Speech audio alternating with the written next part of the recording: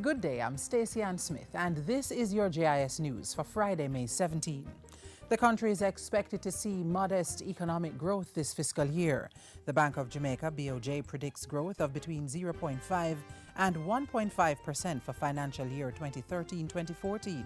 BOJ Governor Brian Winter says this forecast is based on the expected boost to investor confidence from government's recent conclusion of a 4-year extended fund facility with the International Monetary Fund, IMF. He says it's also supported by the resulting funding support that's expected from other multilateral agencies and institutions. The IMF has already disbursed an initial $207.2 million to Jamaica, of which $87.9 million represents budgetary support. This will be complemented by $2 billion in anticipated loan and grant funding from multilateral agencies such as the World Bank, European Union, and Inter-American Development Bank. The central bank governor says the private sector should also benefit from government's fiscal consolidation program, which is anticipated to release resources for investments. Government has signed a heads of agreement with unions representing correctional officers, making them the latest group to agree to a wage restraint in support of the National Economic Program.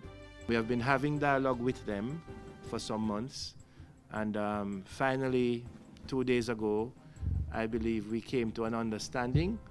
An agreement was reached where we can now sign off on the 2012-2015 wage agreement. The minister with responsibility for the public service signed the agreement Thursday with the Senior Uniformed Officers Association and the Jamaica Federation of Correctional Officers. He said government was also taking steps to narrow the gap between salaries paid to correctional officers and other security groups based on a recommendation from the Industrial Disputes Tribunal in 2010. And in the heads of agreement which we signed in March with the other 82% of public sector workers, we have indicated that we will begin a relativity study and have it concluded so that by next year, and that is in our program, in the budget for this year, we will begin to see the narrowing of the gap. Health Minister Dr. Fenton Ferguson says the comprehensive audit of the Bellevue Hospital ordered some time ago is ongoing. He says a consultant hired to carry out the audit is conducting a similar probe of the management and physical state of the Kenneth Royce Rehabilitation Center. Dr. Ferguson was addressing a function this week to open the newly upgraded Department of Dietetics and Nutrition and Dental Unit at the Bellevue Hospital. At the end of the exercise, and an expenditure of over $22 million, Bellevue Hospital now boasts a state-of-the-art facility with a highly motivated team that is ready to provide an excellent standard of service to our patients. He also disclosed that the hospital's dental unit is to be fully functional by June 1, when a full-time dentist comes on board.